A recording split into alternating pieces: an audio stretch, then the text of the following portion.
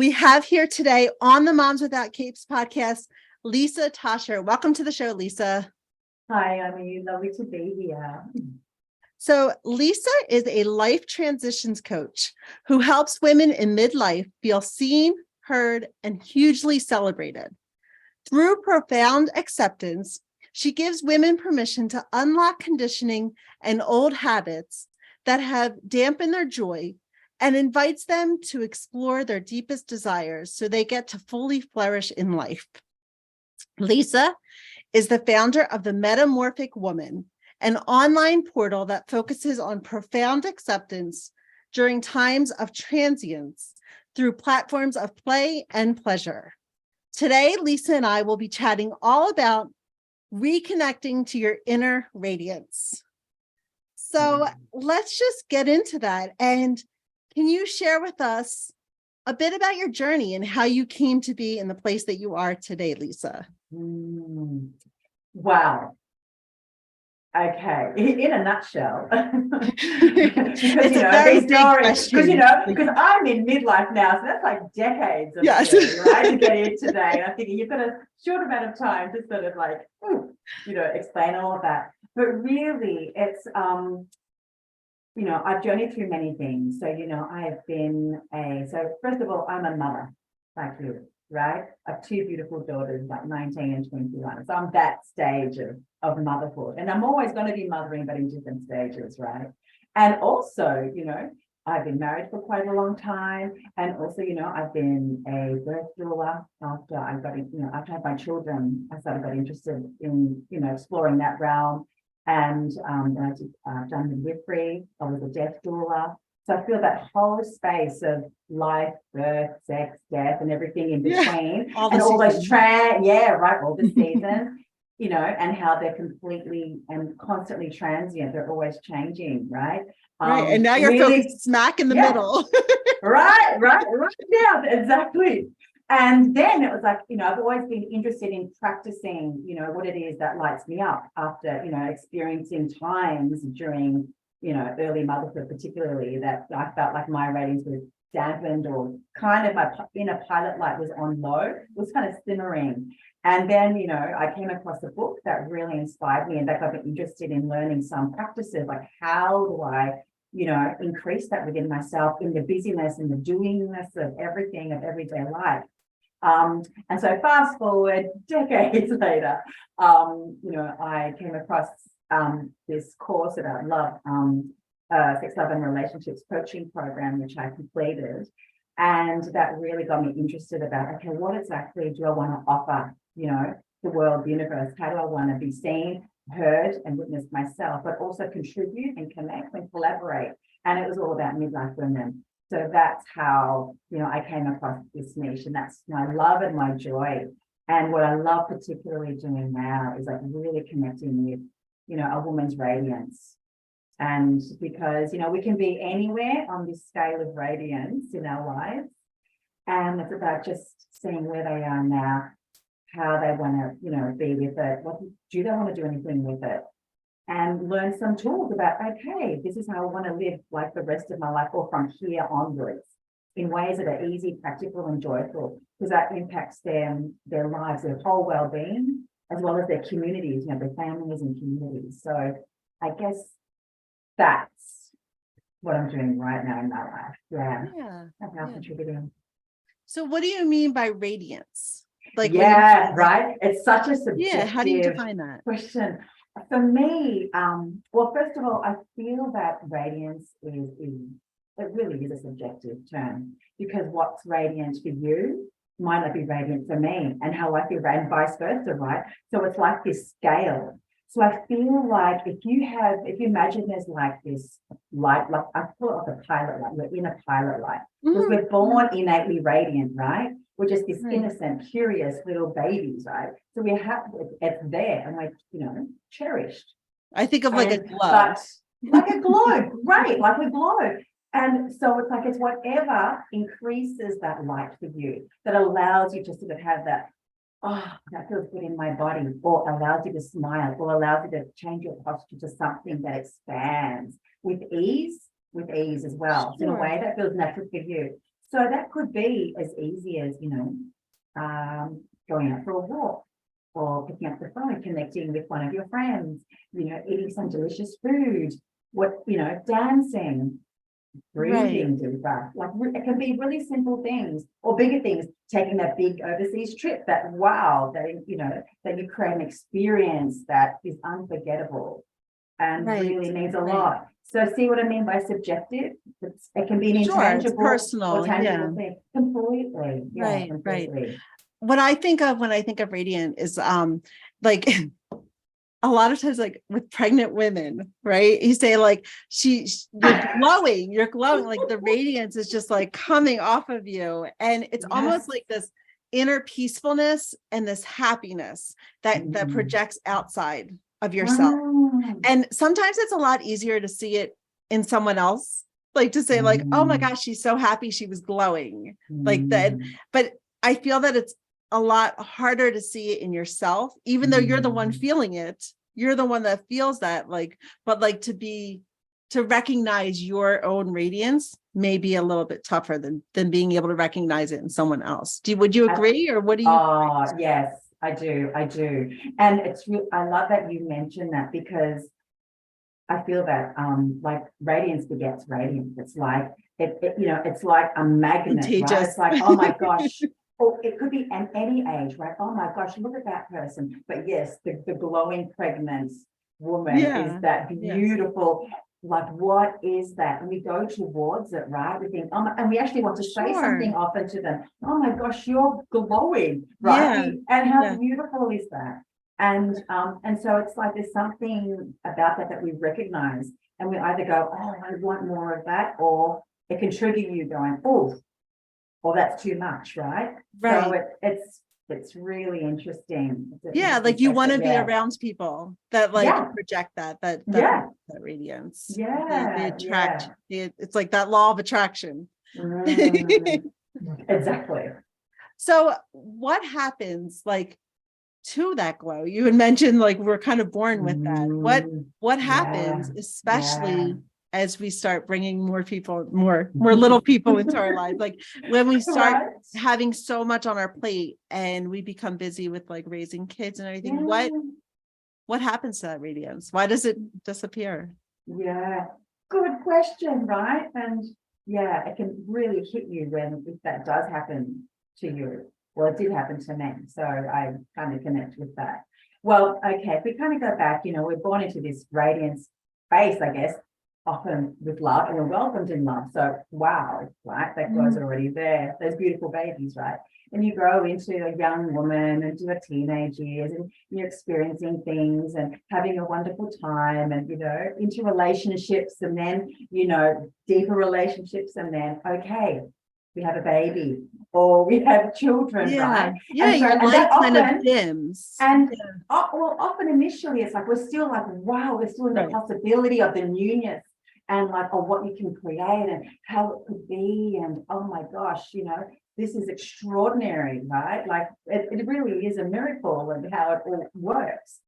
And then it's like, okay, you're in that hub of a family where you and a partner and your children, and they're requiring needs, and you're learning constantly, right? What are those needs? And you're learning their language almost, how you mother one child isn't necessarily how you mother another child. And this is not working, and they're sleepwalking. Why isn't it working for the other child? And it's filled with challenges. Right? Constantly, right? So it's the intensity of doing all of that as well. And you still might, be working as well. So it's like, hang on, I'm going to be taking all of that too, and I've got to function. So we have these things called bodies, right? Which require constant attention, because we are always attending to our children's bodies, children's needs, right? Emotionally, physically, spiritually, however you want to look at it. But it's like at the end of the day, with all of that doing busyness of being a mother, it's like you really don't have a lot of time for yourself, right? And so it's like, that little radiance, that inner pilot light goes on, just sort of simmers. I mean, it's still there, but it's simmering, and it can feel a bit dormant actually. And so it's like you just do what you need to get by.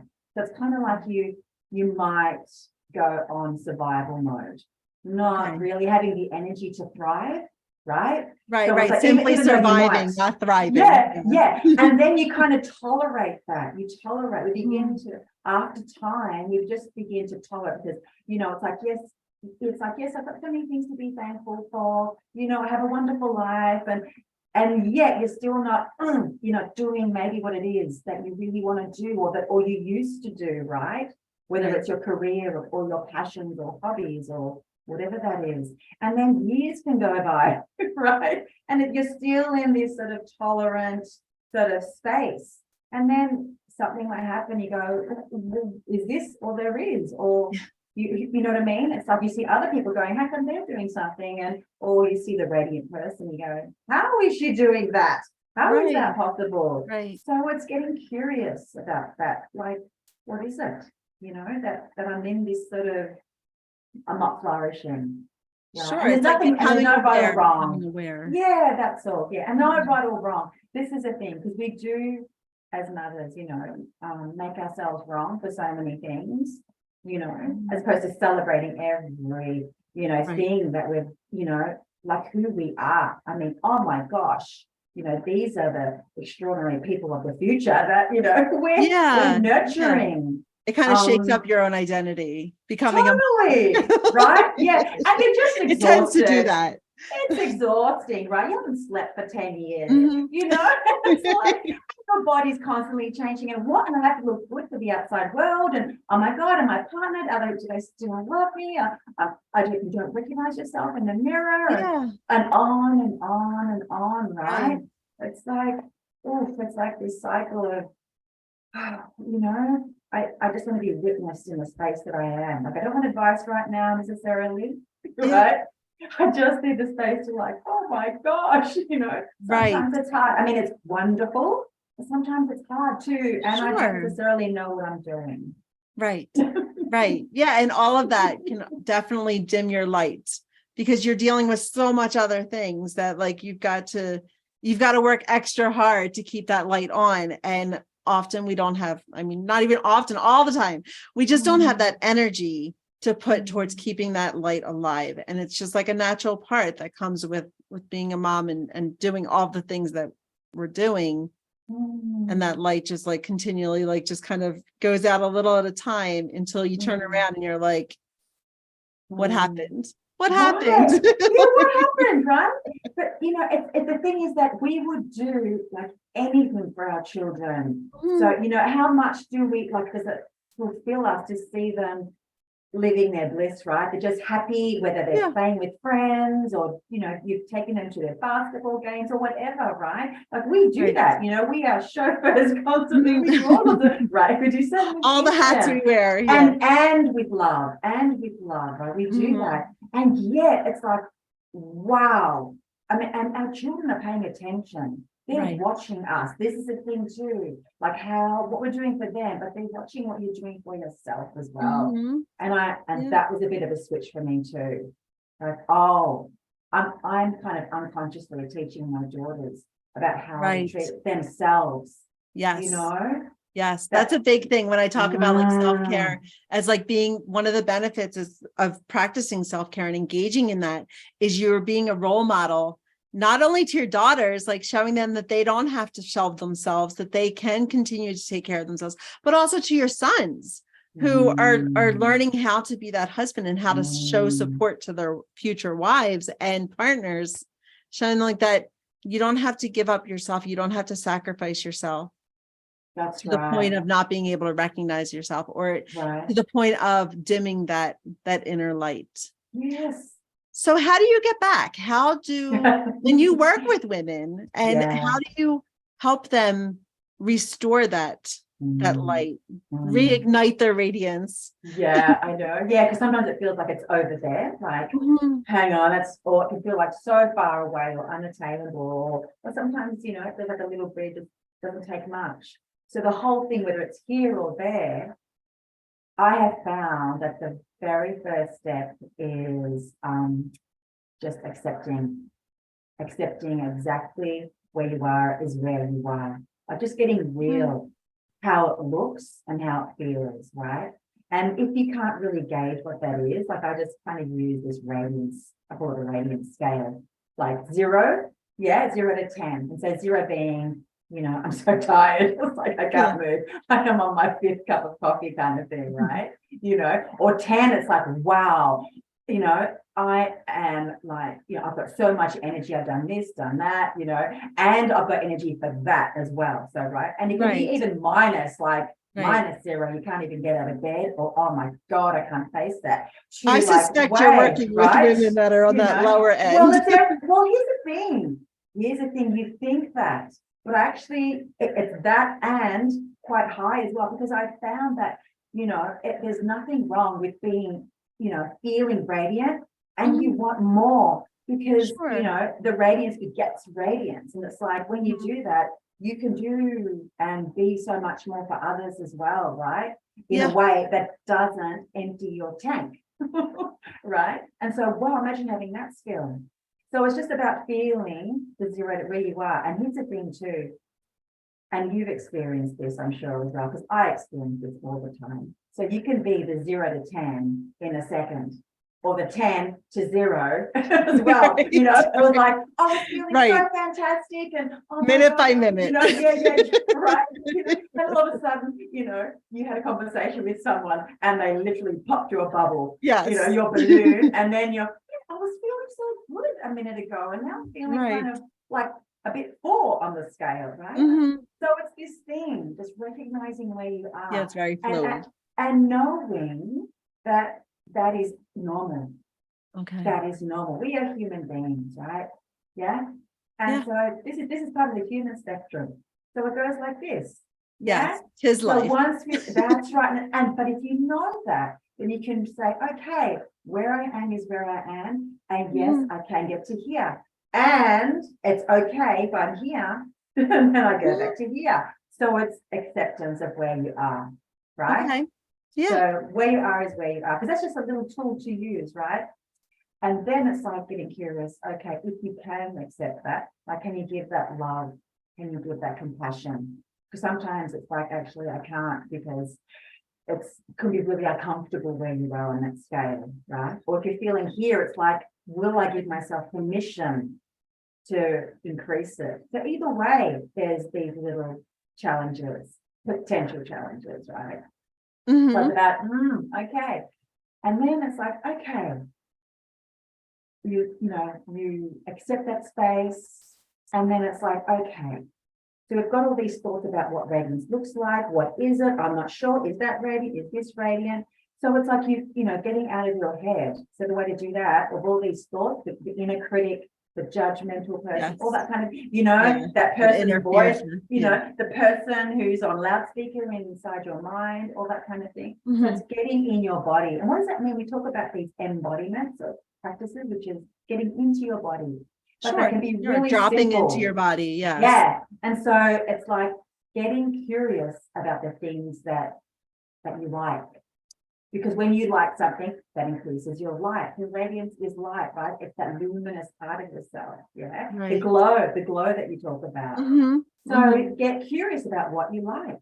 And if you really are so tired, you're like, oh my God, must I think about, and right? And a lot of moms, it's been so long since they've I've had moms say, I don't even know what it is that I like, or like what I prefer, what I enjoy, because they've put themselves on the shelf for so long that they were, so consumed with what everyone else likes and prefers. And even so simple as thinking that they like chocolate ice cream, right? And then when they come down to it, it's just because you're always your kids are always liking that chocolate ice cream, that you might realize I don't even like chocolate ice cream, but you just continued to give into that for so long to make everyone else happy.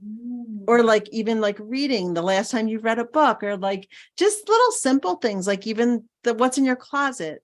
You're so consumed with making sure it's the easiest thing and everything, that you kind of lost touch with what it is that you like.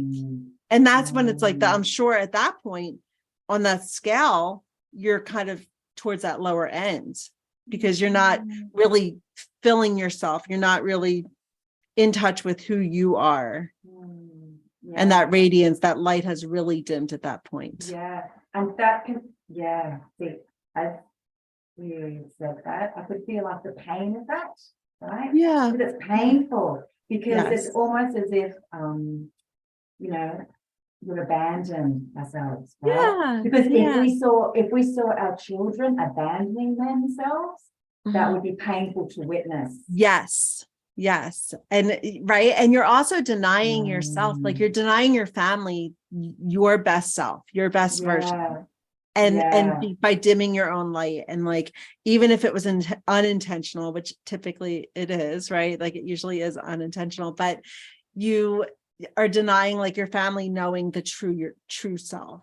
Right. You feel like you're meeting these expectations, thinking like, oh, I'm doing, I'm being the good mom that I think I need to be. And then you end up dimming your light and not giving your family that true picture of who you are. Because the irony is, so, you have these children, whether they're, young or they're toddlers or older, young adults, right? They know you as a mother, right? As a mom. They don't know your history of what, all the things you used to love doing. Right? And sometimes it really surprises them when they all of a sudden they go, oh my gosh, I didn't know you did, la la la la la. And it's so delightful to think, well, yeah, that's right, I did. That's what that just happened to me and my kids, because I got a sketchbook and I started drawing, and I showed them pictures that I drew. And I used to draw all the time, but like I really just didn't make time for it for so long that they had no idea. So then when I started like getting back into it, they were like, you drew that, Mom? Yeah, I actually used to draw all the time, but I just haven't, And so being able to share those talents and like those, what makes you is really like a gift that you don't have to put on the shelf. You don't have to put that away. It's important that you show your kids who you are. Yeah, and you can hide be that real light. with them too. You can be real with them, because especially when they're growing up, like they begin to see, who you are, and oh, this mum isn't so perfect, and Yes, it's like, you know what I mean? It's like, oh, we grow up, and so it's like that space of mums who are feeling, tired or exhausted, or it's like that chronic irritation of, it's almost like, when is it my time? When am I gonna get some light? And so it's like, if they don't know where to start, sometimes a good place to start is to actually just, aside from the acceptance and find where they are on the scale, is take that breath and go, you know what? Somewhere inside of me does know. Once in my life, more than once. Yes. It's like, within me, there's a person who has experienced a great time or a great experience, or, connect with, your teenager, your inner teenager. What did you still like to do when you were younger?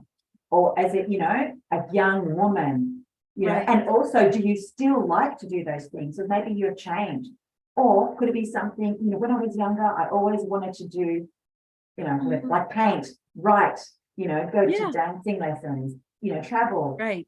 And is that still something that gives you hope, or, do you dream about? Like that is heading towards radiance. So getting curious. And how does it feel in my body? Does that feel good? Does that feel it's too hard? Does that feel, achievable, unachievable? Checking in with yourself. Like not getting caught up in the how, because it's like, oh my God, my life is already so busy now. If I add one more thing, I'm going to cry, or, or I need a holiday from this, I'm going to check out, go numb. All right. Because that's what we can do sometimes. And so how do we make that achievable? What I have found is like, I always say like my spirit animal is the inchworm. It's like, so seriously going super slow. So super slow, I can't do that really big thing that I've always wanted to do, like say, I want to write a book. Well, can I just go to the news agency and buy myself a journal and a pen, and just let it sit by your bedside table for as long as you need, Or like, so that whole not giving yourself a hard time, I want to, get myself back into a healthy body, and it feels like, oh my gosh, again, am I unachievable? Can I take 3 deep breaths right now? Yeah. because immediately your nervous system will Right. appreciate that. Right. Bringing Can in I, that self-compassion. can I sit outside in my backyard in the sunshine for 5 minutes? If I need to, I'll put the timer on my phone. Yeah. Like really tiny things. Because when we begin to do that and we realize how good that feels in our body, our brain starts to think, oh, that feels good. And we sort of want more of that feeling, right? Right. And so every small thing adds up to a big thing. Yes. And then it's like, actually, maybe I can do that bigger thing, like, 10 lessons of dancing or swimming or whatever, right? Right. Like Rome wasn't built in a day. And the same thing with your radiance. Like you're not going to get it back in one night, but like just these little steps that's going to bring that to brighten the light in your life. It's going to brighten that light within. Yes. Yeah. Yes, because everything is transient. And sometimes we have those spaces in our lives, our gaps of mothering, where we think, oh my God, this is like, this is relenting. Like, oh my God, it's requiring so much of my time and energy, right? And it feels like it's never going to end, but it does, right? It does. And it will. Yes. Because you've had that experience in the past. Oh, that's right, it did change, oh my God, I thought that was never going to end. Oh my God, whatever it was that you did, took them to whatever lessons or, whatever part of schooling they're at, And in the meantime, we are changing as we're in them too, right? Our bodies are changing. They're doing things. Like, what's going on in my body? And how am I still supposed to function if I'm changing myself, So our bodies do require our attention. But if you don't, it's like it will hit you in a different way, in a bigger way that will force you to require, attention. Right. If we don't slow down, we're going to slow down one way or another. Be intentional or not. Yes. That's a lesson, that definitely a life lesson. So totally. Lisa, tell me this. How do you practice self-care? Like, how do you feel restored and feel like you're ready to go again? Yeah. Well, my absolute favorite thing to do is to dance. Like, I've got playlists for everything. Like, I've got playlists for my inner little girl, my inner teenager, my inner mother, young mother, and for what I like now, like for everything. Like, what kind of dancing do you do? What kind of dancing do you do? I actually was thinking of this the other day. I'm like, I want to take hip hop dancing. Do you? Fantastic. Right now I love a lot of salsa. Like, I'm doing, like, I love all of that. But literally before anything, even before this call, I had a little dance. Nice. That's awesome. In my bathroom. So that's what I do. And I find I'm always good. I actually just put on a song that a friend had sent me. And I just noticed, yes, I don't have to know anything. I don't even know this person. I have no idea how it's going to go. And it doesn't matter because I'm having fun right now. Yeah. Because I used to dance a lot when I was much younger. And I'm beginning to go back into that space again now. Yeah. And it just brings me so much joy. So before I'm with a client, I do a little dance. Fun. Yeah, that's really all the time. So that's my number one. Yeah. And that itself is an embodiment practice, right? Yeah. That definitely is bringing that mind-body connection for sure. Do you have a book that you could recommend to our listeners? The book that really impacted me, especially as a young mother, and I've used it for a very, very long time, was Mama Gina's School of Women's Arts. What book is it? Say it again. I've got it right here. Shall I put it up? It's this one. Okay. It's called Mama Gina's School of Womanly Arts by Regina Thomas-Auer. And I found that book was a really big needle mover for me, because I was in the space at that time. I had one of my daughters, she had just started school, and I had a toddler. I remember I had both. I had one on the hip and one, taking to school and feeling tired. And someone lent me this book to read and said, "Here, read this." And I just thought, "Oh, I love that. It's got, pink feather boas on it. I think I like that. What is that?" And what really caught me was, and I use this line all the time, is that she mentioned that you know, what brings a woman joy, what brings a woman pleasure, you know, when you see a gratified woman, that she can be the source of a whole community source of joy and prosperity.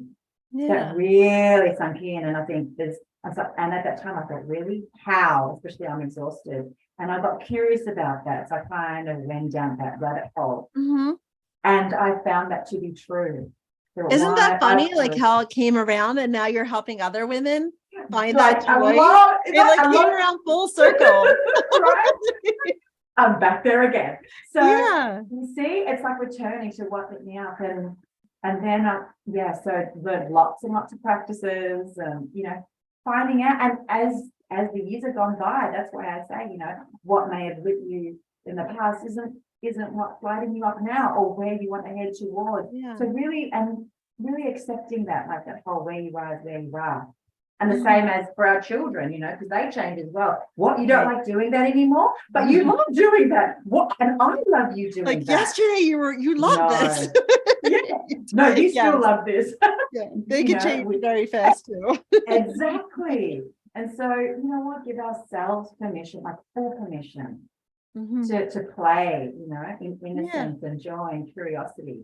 So anyway, that's the book that really impacted me. Yeah. Okay. Where can listeners find you, Lisa? The easiest way is like on social media. So Facebook or Instagram. Yeah. Okay. Yeah. No TikTok dances. No. Come on, you just said you love dancing. My friends send me TikToks, funny that you say that, and dancing things. I love watching them, but no, not for me. Yeah. And I, you know, never say never though. Someday you might. True. True. Are you at the Metamorphic Woman then on social? Just find Lisa Töscher. Just but no, just under Lisa Töscher is fine. Yeah, and I've got a link with all the links on it. So okay, and I will go ahead. Well, I'll go ahead and put your links right there in the show notes or in the comment section. Thank you so much for being our guest today and sharing with us your wisdom. Oh, I mean, it was an absolute pleasure being here. Lovely, and I love what you share with your women. It's wonderful. It's a really important thing that you offer. Thank you. Thank you.